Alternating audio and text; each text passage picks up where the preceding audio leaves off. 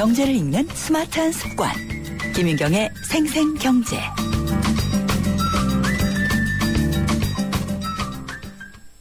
생생경제 3부 시작했습니다. 오늘 금요기획 주제는요. 부동산에 정말 봄이 오나요? 입니다. 엊그제 국토부가 대통령에게 업무 보고한 내용을 보면은 부동산 경기를 살리겠다는 의지 자체는 정말 절박해 보이는데요. 그렇다면 이제 정말로 집을 사도 되는 걸까요? 잠시 후에 시작하도록 하겠습니다. 당신의 베이스 캠프는 어디입니까? 어디로 가야 할지 모른다면 방향이 될 것이고 계속 가야 할지 망설인다면 용기가 될 것입니다. 베이스 없는 정상은 없습니다. 세상의 베이스가 되다. 포스코. 정부가 부동산 시장의 불씨를 살리기 위해 과거 호황기 때 도입했던 각종 부동산 대못들을 올해 안에 뽑아내기로 했습니다. 정부가 재건축이익 환수제와 소형주택 의무 공급 비율을 없애기로 방침을 정하면서 강남권 부동산은 벌써부터 들썩이고 있습니다. 재건축 초과 이익 환수제가 폐지되면 전국의 재건축 단지 442곳, 특히 강남과 서초, 송파, 강동 등 서울 강남 4구 63곳이 혜택을 볼 전망입니다. 또 재건축 예정 아파트를 여러 채 갖고 있어도 새 아파트는 한 채만 받을 수 있도록 한 규정도 풀기로 했습니다. 여기에 신규 아파트를 분양받아 되팔 수 있는 전매 제한 기간은 1년에서 6개월로 줄이고 분양가 상한제도 탄력적으로 운영하기로 했습니다. 하지만 강북권에는 별다른 영향이 없는 데다 국회 통과가 쉽지 않을 것으로 보여서 효과가 제한적이라는 우려도 나오고 있습니다. 뉴스컷 들어보니까 대못을 뽑는다 이런 표현도 나오고 각종 규제가 다 완화되는 것 같아요. 그렇게 되면 꽁꽁 얼어붙었던 겨울이 끝나고 있는 걸까요? 그러니까 부동산 시장에서 말입니다. 지금의 시장 상황은 어떤지 그리고 정부의 방향 또 서민들은 어떻게 합리적인 선택을 하면 좋을지에 대해서 오늘 금요기획에서 얘기를 다각도로 나눠보도록 하겠습니다. 두 분 스튜디오에 모셨는데요. 명지대학교 부동산대학원의 권대중 교수님 나오셨습니다. 안녕하십니까? 안녕하세요. 네, 중앙일보 부동산 팀장이신 안장원 기자 나오셨습니다. 예, 안녕하세요. 예, 반갑습니다. 부동산 실제로 봄이 오고 있는 걸까요? 지금 상황은 봄이 온다고 얘기하기 좀 이르지만은 오고 있는 것 같습니다. 네. 지난해 정부가 그 4.1 대책을 비롯해서 4번의 대책을 내놓으면서 마지막 정기 국회 때 이전에 버블기에 있었던 규제 정책들을 많이 이제 폐지하거나 완화했어요. 네. 거기에다가 이제 엊그제 서수관 국토교통부 장관이 대통령한테 보고하면서 재건축 초과이익세까지도 이제 폐지하겠다는 게 나와서 전반적인 분위기는 좋아진 것 같습니다. 온기가 실제로 돌고 있나요? 아니면 돌 것 같다 이건가요? 지금 아마 급매물 위주로는 거의 거래가 되는 것 같고요. 네. 또 곧 이제 이사철이 다가오기 때문에 높은 전세 가격에 깡통 전세의 위험에 노출되어 있는 불안한 사람들이 매매로 돌아설 확률이 높아요. 네. 그래서 최근에는 그 중개업소의 전화가 아마 상당히 빗발치는 걸로 이렇게 보도도 됐지만 저도 저희 제자들한테 전화해 보니까 문의 전화가 많아졌답니다. 그러면 일단 이 기상 예보로 치자면은 앞으로는 기온이 좀 올라갈 것이다라고 저는 그렇게 진단하고 전망을 있습니다. 하셨네요. 네. 안장원 기자님은 어떠세요? 예, 저도 권 교수님과 생각이 같습니다. 강남 간 제비가 지금 돌아오고 있는 것 같습니다. 주변에 보니까 세무사들은 세금 관리 문의가 많이 늘었다 그러고 중개업소에도 문의가 많이 늘었고 그리고 다녀보면은 지금 이삿짐 차들이 이삿짐 센터 차들이 지금 많이 좀 다니고 있습니다. 그만큼 거래가 많이 됐다는 거고 저도 제 주변에 동네라든가 좀 알아보고 가니까 급매물이라든지 매물이 많이 빠졌고 그래도 많이 되는 거는 맞는 것 같습니다. 그런가요? 예. 그러면은 실제 이렇게 느끼는 그런 움직임들이 좀 나타나고 있다는 그런 말씀이신데, 이게 모르겠어요. 그러니까 부동산 시장을 진단하는 여러 가지 지표가 있을 것은 같아요. 일단 호가가 높아지고 있다. 그다음에 문의가 늘고 있다. 이거 다음 순서는 뭐라고 봐야지 될까요? 부동산 시장을 잘 모르는 분들이 판단할 때에는 신규 시장, 특히 분양 시장의 과열 조짐입니다. 예. 지난번에 위례 신도시도 16대1, 17대씩 갔듯이 만약에 살아난다 그러면은 신규 분양 시장에 떴다방이 나타난다든지 네. 또 분양권 전매 제한도 지금 이제 축소하겠다고 그러는데 이렇게 이제 전매가 모르게 이렇게 네. 이루어진다든지 이런 지역이 지역적으로 나타나는 현상이 좀 확대되는 현상. 네. 그러면서 전국적 형상으로 벌어지면 이거는 확실한 상승기라고 봐야 되는데 네. 최근에는 이제 입지 조건이 좋은 지역 위주로 한두 군데 나타나고 있는데요. 지금 이제 분위기로 봐서는 서울 수도권 지역을 제외한 지방 지역이 지난해까지 괜찮았거든요. 네. 서울 수도권 지역이 침체됐던 지역이 이제 좀 좋아질 것 같아요. 그런 게 전조 현상이라고 보여지지요. 네. 안 기자님도 예. 그렇게 보시나요? 그 예. 지표로 본다면 이제 예. 되게 이제 그 주택 시장의 선행 지수로 그 경매를 이야기 많이 합니다. 네. 경매 같은 경우에 이제 아무래도 싸게 기존 주택보다는 싸게 구입할 수 있고 하니까 경매 시장이 먼저 움직이게 되는데 지금 경매 낙찰가율이라든가 경매의 경쟁률이라든가가 지금 어떤 경우에는 역대 최고라고 할 정도로 네. 지금 경쟁률이 아주 뜨겁습니다. 그만큼 이제 시장이 좋아지고 있다는 하나의 반증이 될 수 있는 거고요. 그리고 지표상으로 거래량이라든가 그다음에 이제 미분양 가구수라든가 등도 지금 거래량도 많이 늘었고 예년에 비해서 예년 1월이라든가 예년 기준으로 봐서 많이 늘었고 미분양 가구수도 많이 빠지고 있습니다. 그래서 지표상으로도 지금 수치상으로도 시장은 지금 좋아지고 있는 것을 보여주고 있습니다. 지금 이제 겨울이 끝나고 봄이 오려는 이 2월의 날씨와 좀 비슷한 상황이라고 보면 되겠네요. 예. 그렇게 볼 수가 있을 것 같고요. 그리고 엊그제 이 국토부가 부동산 관련해서 업무 보고를 한 것을 보면은 핵심은 그거예요. 이제 대못을 다 뽑는다. 규제를 확실하게 풀어서 부동산 시장을 활성화하겠다. 이렇게 정리가 되는 것 같아요. 교수님 보시기에도 그러시죠? 과거 이제 노무현 정부 때 규제했던 규제 정책들, 소위 버블기에 들어왔던 규제 정책들을 이제 전부 풀겠다는 게 이번 정부의 이제 대안이거든요. 네. 한 80%는 풀린 것 같아요. 아직도 디테일 TV는 아직 존재하고 있으니까요. 네. 박근혜 정부, 이번 정부의 부동산 정책, 특히 주택 정책은 세 가지로 대별될 수가 있어요. 그건 4.1 대책에 나와 있습니다. 네. 지난해 4.1 대책에. 첫째가 주택거래 정상화 대책입니다. 네. 이게 바로 이제 규제 정책을 풀어서 정상화시키겠다는 얘기고요. 두 번째는 하우스 포 랜드 포 대책이었고요. 이제 마지막 한 가지가 바로 이렇게 고공항에 행진하고 있는 전세 가격을 안정화시키기 위해서 내놓은 대책 중에 하나가 보편적 주거복지. 네. 이게 이제 임대주택이었는데요. 지금 서정환 장관도 제가 같이 연구를 했기 때문에 잘 아는 분인데 계획 경제보다는 시장 경제에 가까운 분입니다. 네. 그래서 시장 경제를 규제하는 것들은 풀어야 된다는 게 원칙론이에요. 그러다 보니까 이제 지난해부터 계속 정부가 일관성 있게 추진해 오면서 이제 이걸 풀었죠. 향후에도 아마 과열되는 지역은 규제가 뒤따르겠지만 시장 논리에 맡기는 쪽으로 가지 않겠나. 다시 말씀드리면 이제 과열 때 규제했던 걸 전부 풀면 그럼 시장에 살겠느냐. 그건 장담할 수가 없어요. 경제 상황에 따라 있고 대외 변수가 있기 때문에. 근데 어쨌든 간에 이번 정부가 대통령한테 보고한 내용이나 1년에 지금 1년 정도. 네. 대통령 취임 1년 이걸 지켜보면은, 과일기에 있었던 거는 아마 거의 풀고 정상화시키는 쪽으로 가고 있는 거예요. 네. 일단 시장의 논리에 따라서 정상화되는 것은 맞는데, 이제 이게 한꺼번에 풀리기 때문에 이런 것이 어떻게 가져올 효과에 대해서 약간 좀 의문은 있는 것 같고요. 주요 내용을 하나씩 한번 짚어볼게요. 일단 이 재건축 초과 이익 환수제. 이게 제일 지금 많이 기사에도 제목으로 많이 다뤄지고 있었는데요. 안 기자님께서 그러면 요걸 좀 설명을 좀 부탁을 드릴게요. 재건축 초과 이익 환수제라는 게 어떤 것이었고 이거를 그럼 풀면은 어떤 효과가 기대가 되는 건가요? 예. 그 전에 이제 재건축이 주택시장에서 가지는 비중이랄까 의미를 좀 이렇게 알고 있어야지 네. 이 제도가 만들었는 거 그리고 이 제도가 폐지된 의미가 좀 더 쉽게 이해가 될 것 같습니다. 주택시장에서 지금 재건축 같은 경우에는 사실 집값을 선도하는 그런 역할을 하고 있습니다. 이건 네. 무엇보다도 재건축의 경우에는 헌집이 새집으로 바뀌고 예. 그 과정에서 이제 흔히 말하는 개발 이익이 기대되기 때문에 가장 주택시장의 움직임에 가장 민감한 부분이고 그다음에 가늠자 역할을 하고 그랬습니다. 그리고 집값이 상승할 때는 재건축이 집값을 주도하면서 엄청나게 가장 큰 폭으로 많이 오르고 그랬습니다. 그러다 보니까 2000년대 초중반에 집값이 급등하던 시절에 네. 이제 재건축 값이 예, 그때는 뭐 1년에 몇십 %씩 말도 못하게 올랐죠. 폭등이라고 표현할 정도로 뛰고 하다 보니까 정부에서 그러면은 이 재건축을 잡자.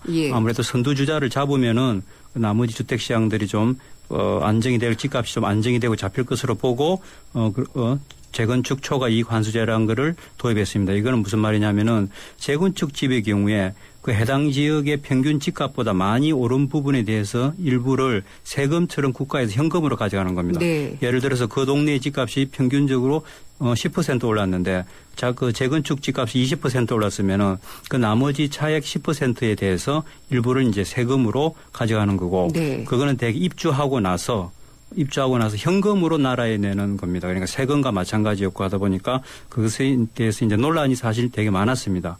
특히 재건축 집의 경우에 재건축하고 나서 팔지도 않았는데 네. 자기 주머니에 돈이 들어오지도 않았는데 과연 세금으로 내야 되느냐 하는 이런 문제도 있고 했는데 이제 그것이 이제 그 노무현 정부 때 참여정부 때 어떤 주택 규제의 가장 대표적인 대못이라고 할 만한 그 규제였고 그것을 이번에 정부가 이제 마지막으로 뽑으면서 재건축 사업을 좀 더 활성화시키자고 하는 그런 취지에서 이번에 이제 폐지를 하게 된 겁니다. 네.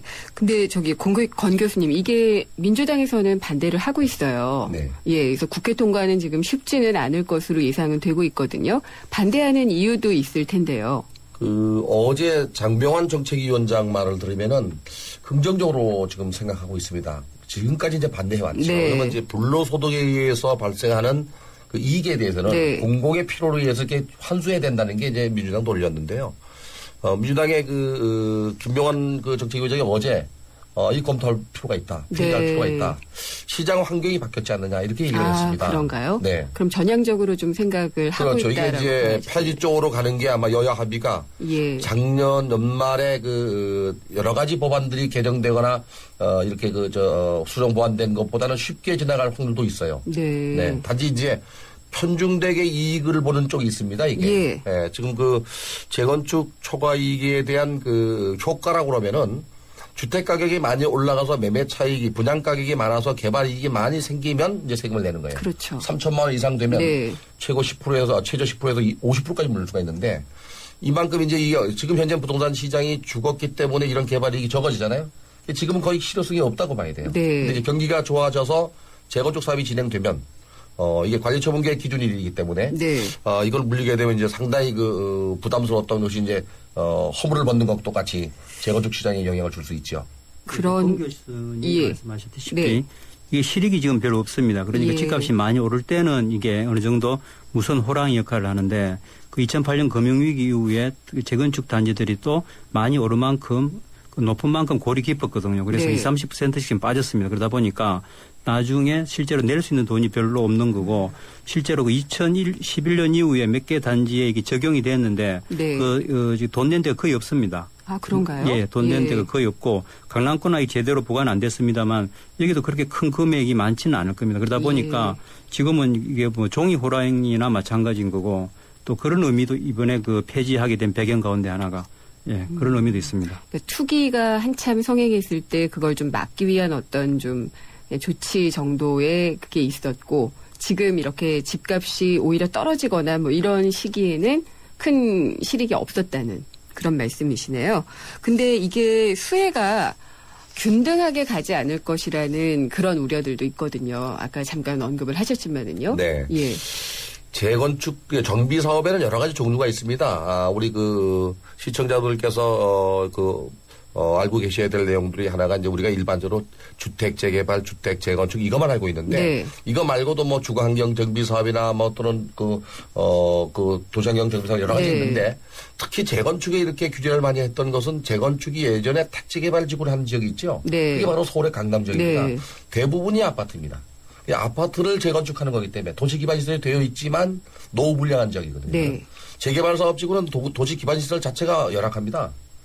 노후불량도 하지만 이런 지역에 이제 수혜가 돌아가다 보니까 결국에 서울 수도권 지역에 편중돼서 수혜가 가고 집값이 높은 지역이니까 그러면서 서울 지역에 또 혜택이 가고 그러면서 또 강남에 또 혜택이 가는 네, 거예요. 그랬죠. 그러니까 민주당이 계속 뭐 강남 부자 네. 감세 얘기가 나왔는데 그래서 이것마저도 옛날에 뭐 얘기도 못 꺼냈던 거죠, 이게 예전에는.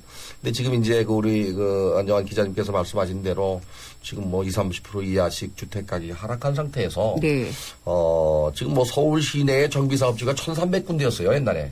지금 이제 573개가 살아있는데 많이 없어졌죠. 네. 그 중에도 전국에 한 440개 정도가 재건축 사업지구입니다. 네. 이건 전부 혜택을 본다고 봐야죠.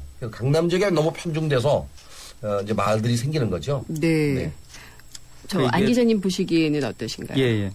어쨌든 제도라는 거는 그 제도의 대상이 되는 이제 모든 단지들이 이제 대상이 되는 거, 그리고 그 범위는 전국적이긴 합니다. 그런데 이게 왜 강남에만 혜택이 가느냐 하는 이야기 나온 거는 아까도 말씀드린 것처럼 강남이 집값이 그동안 많이 올랐기 때문에 네. 그래서 결국 강남이 혜택을 보는 게 아니냐 하는 이야기 나오는데 또 강남 집값이 많이 빠져서 사실 그렇게 큰 혜택을 보는 것도 아니고 보는 것은 아닙니다. 그리고 또 다른 재건축 단지들의 경우에도 그렇고 이게 실제로 부과되는 금액이 별로 많지는 않다 하더라도 이런 규제가 있음으로써 규제 자체가 그 사업을 지연시킬 수도 있는 거고 네. 그 사업을 하고자 하는 그 심리나 의욕을 끌 수도 있는 거고 하기 때문에 이 규제의 폐지는 어쩌면 전국적인 거고 모든 재건축 단지들이 어느 정도는 다 덕을 볼 수 있는 네. 그런 것이지 이 혜택이 특정한 곳에 편중됐다라든가 또는 특정한 지역만을 위한 어떤 규제 완화라고 말하는 거는 조금 맞지 않을까 그렇게 생각됩니다. 실제로 또 강남 쪽에서 재건축을 해야지 될 필요가 좀 더 많이 보여서 그런 게 아닐까요? 지금? 그 실제로 강남이 네. 지금 재건축이 가장 활발한 곳이기도 합니다. 네. 왜냐하면은 그 1980년대에 강남 개발을 하면서 그 당시 지어진 단지들, 아파트들이 지금 뭐 20년, 30년, 예. 40년 돼서 노후가 되고 하다 보니까 가장 재건축 수요가 많은 곳이기도 하고 네. 재건축이 필요한 곳이기도 하고요. 예. 그렇기 때문에 이제 그쪽이 부각이 되면서 이렇게 편중되지 않겠느냐라는 우려가 좀 나오기는 하는 것 같아요. 그쪽 주민들이나 그쪽에서 한편으로 또 역차별을 당한다. 상대적인 불이익을 네. 당한다. 이런 이야기도 나오고 있습니다. 그럴 수도 있겠네요. 그리고 또 소형주택 공급 의무 비율을 완화한다. 이런 것도 업무보고 내용에 있었어요. 소형이라고 하면 전용 면적이 한 60평방미터 60제곱미터 이하가 되죠. 근데 이 소형주택을 얼마 이상 지어라라고 했던 규제가 풀어지는 것은 어떤 효과를 가져올까요, 안 기자님? 그 소형주택이 이제 전용 60제곱미터 이하 대개 지금 24평 또는 25평 네. 이하의 주택을 말합니다. 이것도 역시 이제 그 재건축 주요 규제의 하나인데요. 이게 왜 그러냐면은 이 제도가 생긴 것도 역시 그 참여정부도 2003년 9월 5일 재건축 안정화 대책을 네. 그래서 발표하면서 그때 나온 겁니다. 그 당시 재건축이 활발하게 추진되면서 그리고 그 당시 집값이 많이 뛸 때 그 집 크기로 보면은 큰 집들이 집값을 많이 주도했습니다. 네. 그리고 특히 그 당시에 이제 다주택자에 대한 양도세 중과라든가 각종 규제들이 나오고 하다 보니까 똘똘한 집 한 채가 뭐 여러 채보다 낫다는 그런 인식도 있고 하다 보니까 큰 집들이 집값을 주도했고 큰 네. 집들을 많이 샀습니다. 그러다 보니까 그 큰 집이 아무래도 작은 집보다 그 집값이 많이 올랐고 그 수익성이 낮고 하다 보니까 강남권을 중심으로 재건축을 할 때 큰 집 위주로 재건축을 했습니다. 예. 그래서 그 당시 정부가 이 대책을 도입하면서 발표했던 자료를 보면은 다른 지역의 경우에는 뭐 중소형 뭐 30평대, 20평대 아파트가 그래도 전체 건립 가구 수의 한 5, 60%씩 60, 70% 했는데 강남에서는 소형주택 한 20%밖에 안 됐습니다. 네. 중소형 주택이 작은 집이 그러다 보니까 큰 집, 또 재건축의 수익성을 낮추고자 하는 목적이 있었고. 네. 그리고 또 아무래도 작은 지역을 좀 더 많이 짓게 하면은 주택 가구가, 주택 공급량이 늘어나서 주택 집값 안정에 도움이 될 네. 걸로 판단하고 소형주택 의무 비율이라는 것을 도입했습니다. 그러면 효과가 좀 있었나요? 그 의도했던 효과. 그 소형주택이 공급하는 데는 예. 아무래도 집값이 많이 고주택 공급량이 많이 늘었습니다. 네. 많이 늘었고 그리고 또 이제 그 큰 주택 선호하는 그런 추세도 많이 바뀌었고요. 그런데 이제 그게 2008년 금융위기 이후로는 네. 완전히 주택시장이 역전이 돼가지고 큰 집은 이제 집값이 많이 떨어지고 네. 요즘은 작은 집들이 선호도가 더 높지 않습니까? 그렇죠. 예. 예. 그러니까 지금 교수님한테 여쭤보고 싶은데 1, 2인 가구가 상당히 좀 많아지고 있잖아요. 그렇죠. 네. 예, 가족도 세분화가 되고 있고 그러면서 오히려 지금 안 기자님 말씀하신 것처럼 소형에 대한 그런 수요가 많아지고 있기 때문에 이게 최신 트렌드라고 봐야지 될 것 같은데. 주택 소유에 대한 개념과 트렌드는 변하는 건 분명한 것 같아요. 네. 2010년도 그 인구주택 센서스 조사에 의하면 1인 가구가 23.9%였어요. 네. 2인 가구가 좀 포함하면 한 46% 정도 되는데요. 이 1, 2인 가구가 늘어나는 것 때문에 소형주택이 늘어나는 건 당연한데. 네.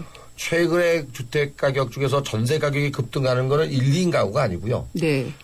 방이 2-3칸 있는 그 주택이 부족한 겁니다. 네. 그래서 이제 노무현 정부 때 특이하게 도시형 생활주택이라는 원룸을 많이 지었어요. 네, 네. 지금도 1, 2인 가구를 위한 주택은 많이 있고요. 우리 안 기자님 말씀하신 대로 이제 그 수도권 정비 계획법상 과밀역제권역에 속하는 지역에 재건축 사업을 할 때에는 임대주택도 짓지만 소형평의 의무 비율을 규정했었어요. 네. 이거를 폐지하겠다는 건데 예. 지금은 이제 중대형 아파트도 가격이 많이 내렸기 때문에 아마도 이걸 폐지해도 그렇게 중대형이 늘어나진 않고 네. 적정한 규모 생활 환경이나 자기 그 경제 구매에 맞는 주택 규모로 이제 바뀌는 것 같아요. 예. 과욕을 부리게 큰 주택을 원하는 시대는 지난 것 같아요. 네, 점점 그렇게 변하고 있다.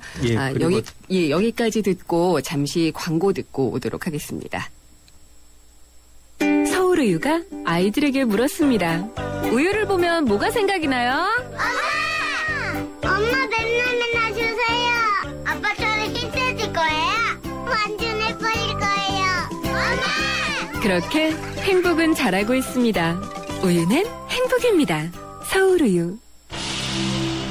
눈부신 광채 피부 그 이상. 새로 나온 블루밍 에센스. SK2의 새로운 발견. 피부 내면의 촘촘히 빛을 채워 활짝 피어나는 피부. 경험하세요.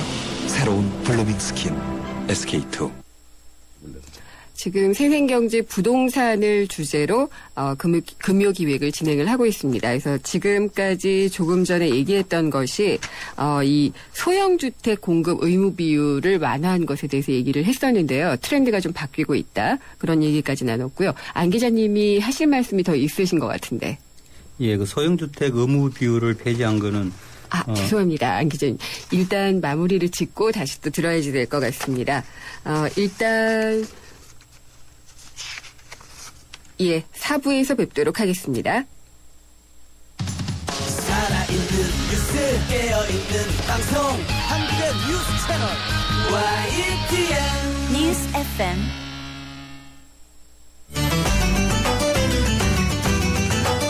한 걸음 더 경제와 가까워지는 오후 김은경의 생생경제.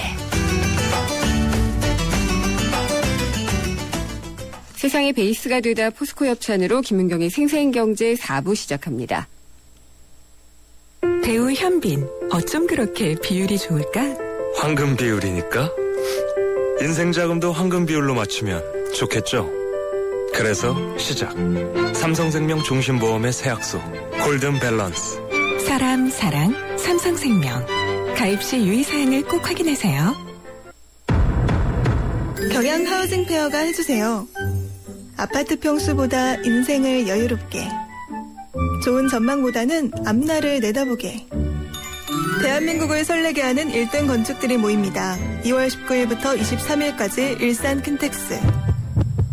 경양 하우징 페어. 2013년 쉐보레가 국내와 글로벌에서 자체 판매 신기록을 달성했다는 놀라운 소식. 그리고 놀라운 혜택. 최대 3년 3.9% 할부 및 추가 할인. 말리부 캡티바 1.9% 할부에 최대 80만 원 특별 할인까지. 2014년에도 놀라움은 계속됩니다. 일부 차종 제외 2월 28일까지. Chevrolet, find new roads. 예, 부동산 시장에 봄이 오는가. 지금 중앙일보 부동산 팀장이신 안장원 기자, 명지대 부동산대학원의 권대중 교수님 두 분과 계속 이야기를 나누고 있습니다. 제가 안 기자님께 잠깐 발언권을 드렸다가 다시 철회를 했는데 소형주택에 대한 이야기를 조금 더 해주시죠. 예, 권 교수님도 말씀하셨다시피 소형주택 의무 비율이 없어졌다고 해가지고 다시 예전처럼 큰 주택이 늘어나고 가지는 않을 겁니다. 네. 주택 트렌드가 지금은 소형주택을 선호하는 거고, 그리고 과거에는 재건축이 주로 열 몇 평짜리 작은 아파트들이 재건축을 많이 했습니다. 그러다 보니까 당연히 그 집들이 20평, 30평대, 40평대로 집을 키우는 게 재건축의 목적 가운데 하나였는데 지금은 그런 아파트들이 많이 재건축됐고 지금은 재건축을 많이 하는 단지들이 30평대, 40평대 소위 중형 평형들도 되게 많습니다. 그러다 보니까 그 집들은 굳이 집을 많이 키워야 될 필요성도 없고 일부 단지에서는 오히려 집 크기를 줄여서 재건축하는 경우도 있고 그렇습니다. 네. 그리고 결국 그래서 이번 그 소형평 의무 비율 폐지는 어떤 그 재건축 활성화적인 의미라기보다는 어떤 규제를 완화하고 네. 그동안에 좀 그 시장의 주택 공급 질서를 왜곡했던 그런 규제를 좀 정상화하자는데도 의미가 크다고 보여집니다. 네. 그리고 이번 그 업무 보고에서 또 눈에 띄었던 게요. 이 수도권 민간 택지에 지는 아파트 분양권 전매 제한 기간을 1년에서 6개월로 줄이겠다. 이런 게 있었어요. 교수님 보시기에 이게 사실 1년으로 줄였을 때도 뭐 다 줄였다 이렇게 얘기를 했었거든요. 네. 6개월까지 더 줄인다면 이제 많이 줄이는 것 같은데 어떻게 보시나요? 사실은 그 경기가 좋을 때는 이 제도가 필요 없지요. 예. 네, 경기가 좋을 때는 이제 이게 제도가 필요하죠. 네. 경기가 나쁠 때 이게 필요 없거든요. 예. 2008년도 리만 사태 이후에 집값 하락이 계속되고 있었잖아요. 그러니까 분양도 안 되고 미분양도 늘어나는 상태에서 네. 그거를 규제한다는 거는 좀 어불소설이 아니었나 하는데 이번에 정부가 이제 칼을 빼든 것 같아요. 그 수요가 많을 때에는 그 시세 차익을 그 노리기 위해서 공급이 부족하니까 전매가 성행합니다. 네. 근데 이제 수요가 많이 줄어든 상태예요. 공급도 늘어났지만 주택에 대한 트렌드도 변하고 또 주택에 대한 개념도 좀 많이 바뀌고 있어요. 이제 소유의 개념에서 이용의 개념으로 많이 바뀌고 있기 때문에 이런 때는 이제 그 매매 차익을 노리고 들어오는 거는 정말 그 가수요 일부일 것 같아요. 네. 그래서 아마 정부가 이런 점을 감안해서 아마 새롭게 그 수도권 지역이나 이런 데 그 공급을 안 하니까 기존 예. 민간 택지에 있는 것도 1년을 6개월로 줄여서 한번 시행해 보려는 것 같아요. 그런데 혹시라도 이제 항상 그렇잖아요.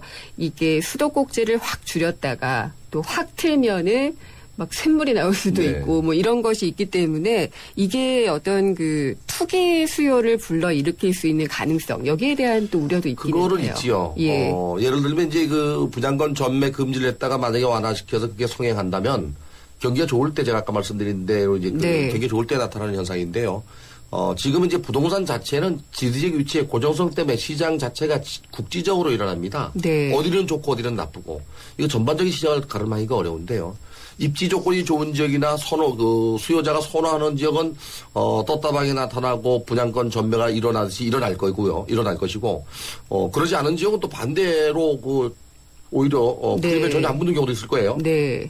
그렇다 해서 일률적으로 세분해서 이렇게 정책을 할 수가 없으니까 이제 일률적으로 적용하다 보니까 이제 낮추는 거예요. 네. 그런 거는 감수해야 될 것 같은데요, 제가 볼 때. 그래요? 안 기자님도 그렇게 보시나요? 예, 이번 전매 제한 완화 같은 경우에는 예. 예전에 그 주택 경기가 좋았을 때 집값이 폭등하고 사회 정치적 문제가 됐을 경우에는 그 당시 정책은 그 가격을 누르는 정책이었고 거래를 못하게 하는 정책이었습니다. 네. 그러다 보니까 분양권도 거래를 못하게 해가지고 분양시장에 주택 수요자들이 많이 몰리지 않게 과열을 방지하기 위한 그런 거였고 지금 거래 활성화를 해야 될 때고 거래가 네. 많이 침체되어 있는 상황에서 이 전매 제한을 풀었습니다. 그리고 아마 제 생각에는 이 전매 제한은 분양가 상한제라고 하는 그 분양 가격을 정부에서 규제하는 것과 같이 이제 맞물려 돌아가는 제도인데요. 왜냐하면 분양가 상한제 적용을 받지 않는 가격을 자율적으로 매길 수 있는 아파트에는 전매 제한이 없습니다. 지금은 현재 분양가 상한제가 살아있고 분양가 상한제 적용되는 단지가 있기 때문에 전매 제한이 있는데 정부는 지금 분양가 상한제를 폐지할 계획인데 아마 폐지가 되면은 그때는 전매 제한 지금 6개월로 줄이겠다고 하는 전매 제한도 자연스럽게 없어지지 않을까 싶습니다. 네. 그렇더라도 지금은 그 과거와 달리 그 어떤 단기 분양권 전매 차익을 노린 그런 투기수요를 어느 정도는 제어가 가능할 겁니다. 지금은 과세 제도라든가 이런 것들이 많이 발달되어 있기 때문에 네. 함부로 전매 차익을 얻더라도 상당 부분은 국가에서 가져가기도 하기 때문에 크게 어떤 재미를 못 보게 되는 거죠. 지금 그냥 법적으로 어떤 제한이 있나요? 그러니까 계약금만 걸어놓고 진짜 여러 채 그렇게 분양권 거래하는 것들이 많았었기 때문에 문제잖아요. 예. 그런 미등기 전매라든가 이런 거는 법의 제재를 받게 되는 거고. 예.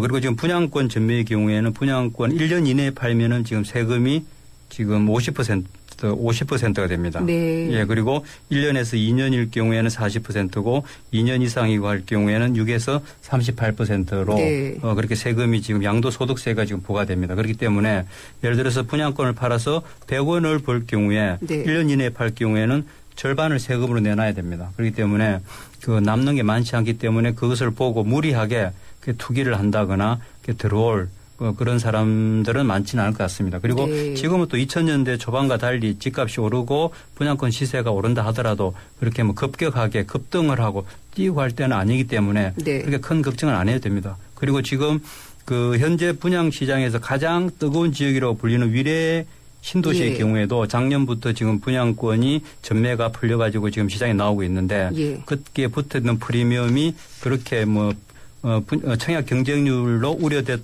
만큼 그렇게 뭐 엄청나지는 않거든요. 네.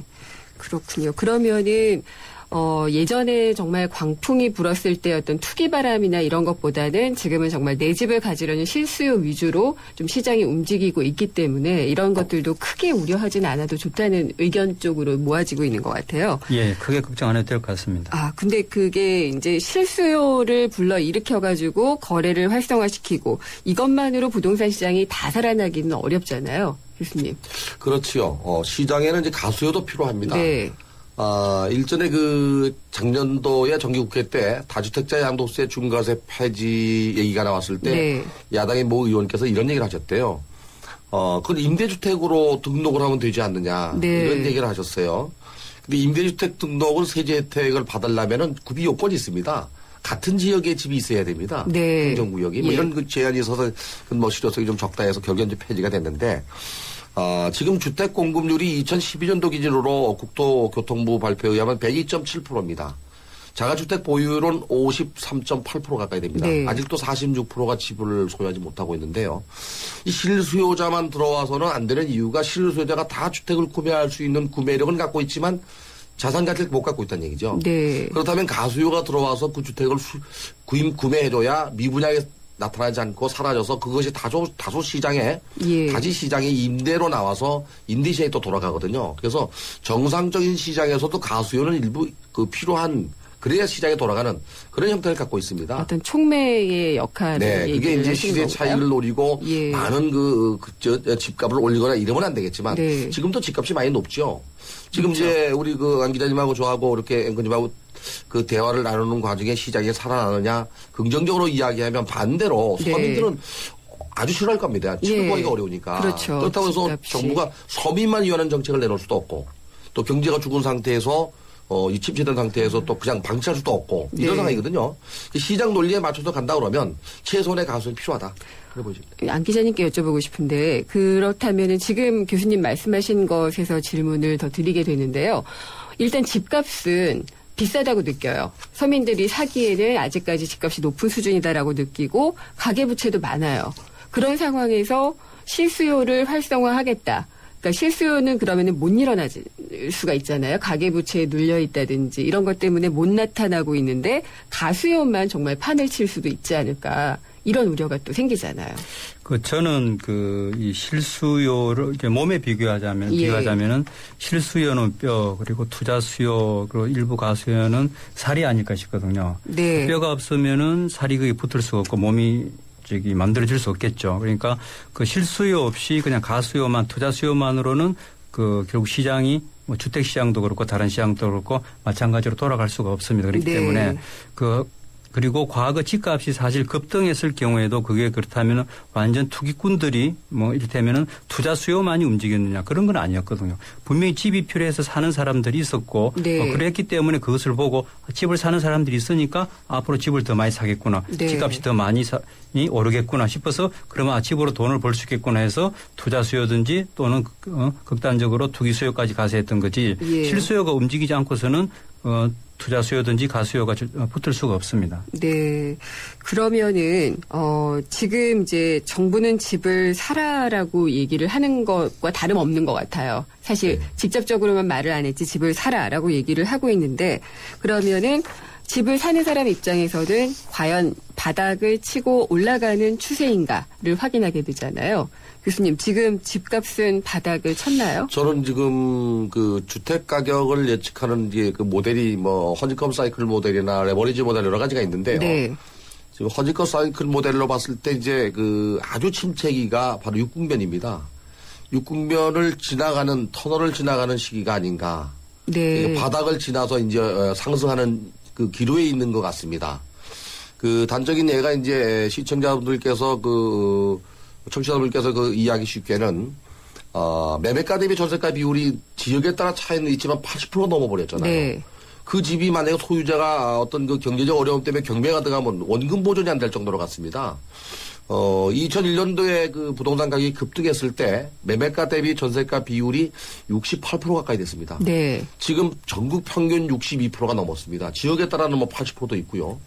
그래서 지금 바닥을 벗어나서 올라가는 시기에 있는 거는 분명한 것 같습니다. 네. 그런데 바로 급등할 그럴 것은 아니고 네. 어느 정도 이렇게 다져가면서 반등할 것이다라는 얘기시네요. 네. 2001년도에는 가격이 워낙 많이 빠졌었고요. 네. 지금은 아직도 집값이 높은 편입니다. 네. 많이 떨어졌지만은 그런데 이제 올라간다 하더라도 종전 가격의 회복세 정도. 네. 그러니까 버블기에 있었던 가격이 있었죠. 예. 그 정도를 추격하는 추격 매수 정도의 가격 정도 상승하지 않겠나. 결국에 많이 오른다면. 네. 네. 그래도 아직 집값이 비싸다고 할 때는 어떤 기준에 의해서 얘기를 하게 될 것 같아요. 안 기자님. 그래서 거품이 아직도 있다라는 얘기도 있고 아니면은 뭐 집값이 적정한지를 한번 알아보기 위해서는 뭐 소득이라든지 물가라든지 이런 것들을 다 대비를 해봐야지 될 것 같거든요. 지금 집값 어느 정도라고 보시나요?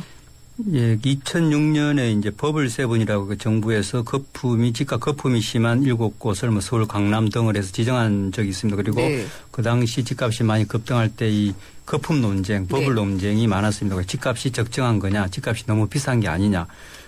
그런데 지금 역시도 대략 집값의 적정 수준을 말할 때 소득하고 비교를 많이 하는데 지금 대개 전국적으로 보면은 소득 대비 집값 수준이 한 7, 8배 정도 됩니다. 네. 예, 그것만 가지고 본다면은 이를테면 말 그대로 7년, 8년을 소득을 수입을 한 푼도 쓰지 않고 모아야지 집을 살 정도면 이 집값이 너무 비싼 거 아니냐 하는 네. 이야기도 있고 또는 외국의 어떤 사례와 비교해서도 국내 집값이 아직 비싸지 않느냐 하는 이야기도 있는데 사실 이게 정확히 이게 너무 비싸다 또는 이게 너무 싸다라고 말하기에는 좀 단정적으로 말하기는 좀 어려운 것 같습니다. 그리고 그거는 뭐 그 나라의 뭐 문화적인 차이라든가 이런 것도 작용할 수도 네. 있는 거고 그리고 또 수요 공급에 따라서 또 작용하는 부분도 있고 하기 예. 때문에 그리고 또 어차피 가격이라는 건 현실입니다. 그건 시장에서 이미 정해져 있는 겁니다.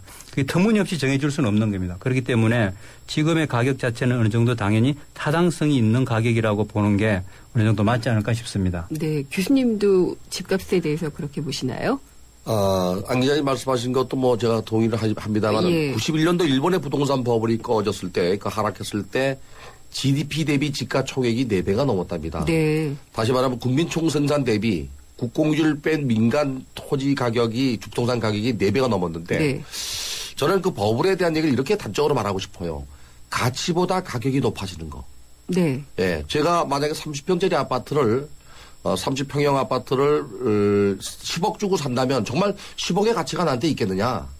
이거를 보고 그거보다 높다면 이거는 버블이 아닌가. 네. 시기에 따라 다른 거죠, 그러니까. 네. 그렇군요.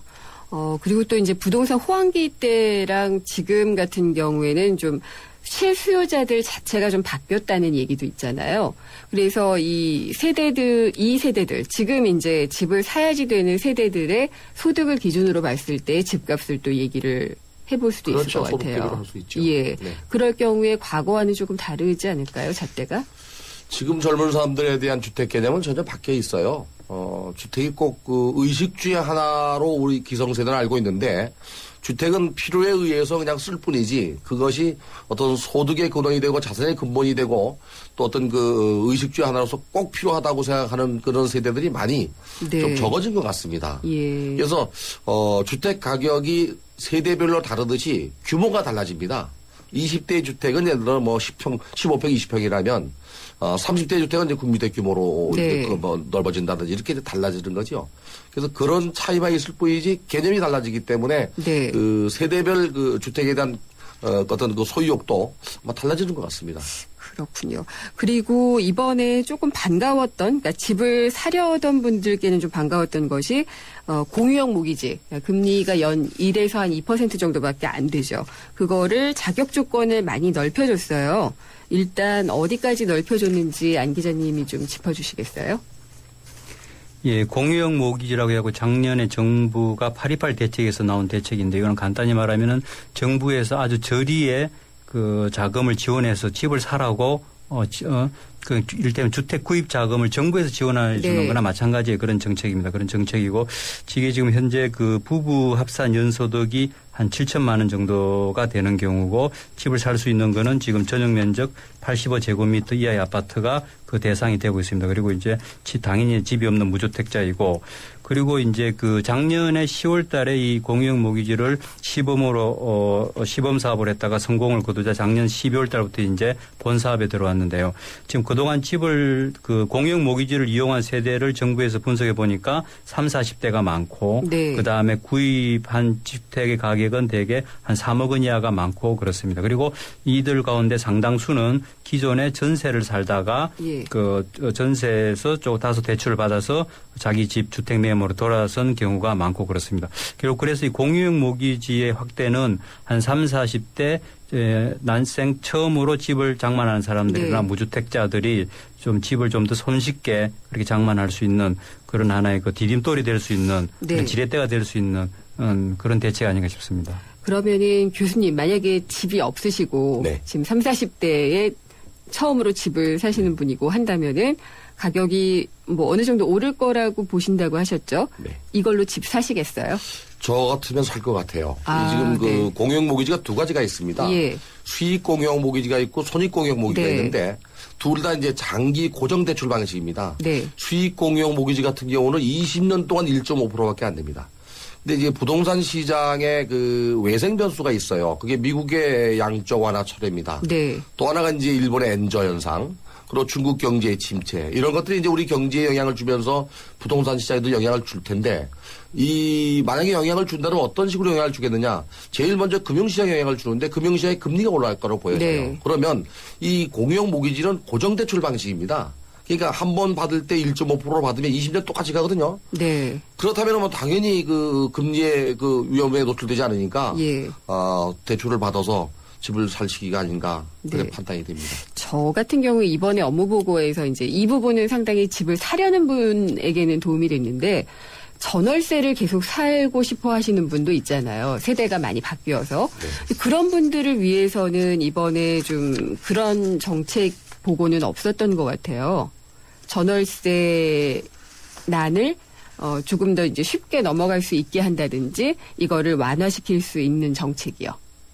안 기자님께 좀. 예, 이번 정책으로 정부가 지금 작년 8.28 대책 이후부터 추진하고 있는 정책이 아무래도 매매 거래 활성화, 네. 매매 위주다 보니까 전월세 부분은 다소 조금 취약한 부분이 있는 것 같습니다. 그리고 이번 대책에서도 지금 정부에서는 어쨌든 지금 현재 지금 전세난이 많이 심각한데 여기에 대해서 할 수 있는 건 이제 공공임대주택을 늘리고 하는 그 방법을 지금 제시해 놓고 있습니다. 그리고 전세난을 해결할 수 있는 방법은 결국은 이제 주택을 늘리는 수밖에 없는데 주택을 늘리기는 쉽지가 않습니다. 그러다 네. 보니까 그 매매를 활성화해서 좀 전세 수요를 좀 상대적으로 줄여보자 그런 취지가 있고요.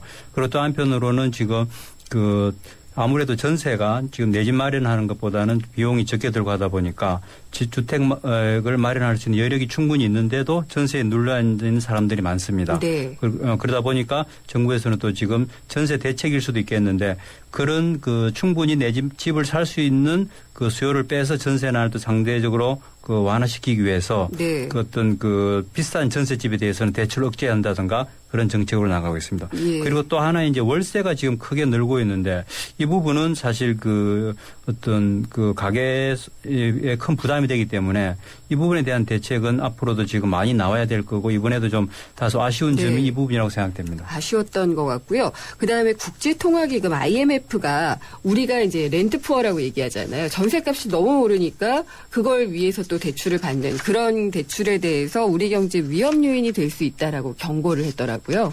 교수님도 보셨죠? 네. 예. 지금 매매가 대비 전세가 비율이 높은 데다가 전세 대출을 받아서 또 전세로 가잖아요. 네. 근데 전세 문제를 해결할 수 있는 방법은 없습니다. 전세 수요자들은 당장 집이 있어야 됩니다. 네. 주택이 부족해서 무주택자들은 집을 지어서 우리나라만 있는 제도지만은 그런 형태지만은 모델하우스라고 하는 견본주택을 지어서 분양만 받아도 안도가 가요, 마음에. 네. 그래서 더 이상 신경을 안 쓰는데 전세 주택은 당장 공급이 있어야 돼요. 네. 그래서 그 대책을 내놓는 게 그렇게 쉽지 않았는데 지난해 정부에서 4.1 대책이나 4.1 대책 후속 대책인 7.4 대책, 네. 특히 이제 8.28 대책이 전세 대책이었어요. 예.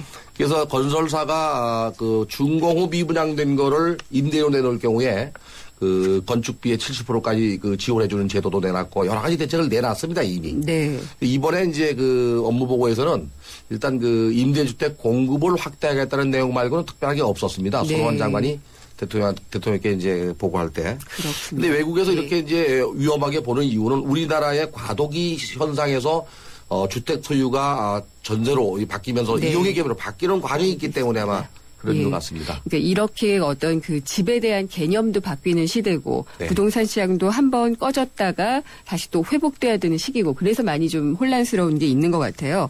그래서 이제 2014년 부동산 시장에는 그러면은 봄이 오는지 부동산 시장에 대한 한 문장의 정의를 각각 좀 부탁을 드릴게요. 먼저 권 교수님부터요. 저는 그 사자성어 하나로 말씀드리고 싶어요. 경기가 살아난다고 해서 너도 나도 또 부동산 시장에 뛰어들면 과열될 수가 있습니다. 예. 오유지족이라는 말을 쓰고 싶어요. 오유지족이요? 네, 그 자기 자신을 알고 거기에 좀 가라 하는 얘기인데 알겠습니다. 좀 더 확대 해석하면은 예. 자기 분수를 알고 투자를 해라. 되면 사고. 아니 자기 분수법 범위 내에서 해라. 예. 과욕을 부리지 말아라 하는 얘기를 하고 싶어요. 알겠습니다. 이게 부동산 가격이 오른다고 해서 너도 나도 뛰어들면 또 피해를 예. 볼 수가 있습니다. 안 기자님은요? 저는 그 사자성어 이런 걸 준비를 못했고요. 네. 결국은 그 과거와 많이 달라졌습니다. 꼭 집을 사야 될 필요는 없습니다. 예. 많은 사람들이 꼭 집을 필요하다고 생각하지도 않고요. 집을 사야 할지 전세로 살아야 될지 결국은 자기가 선택해야 될 부분이고 네.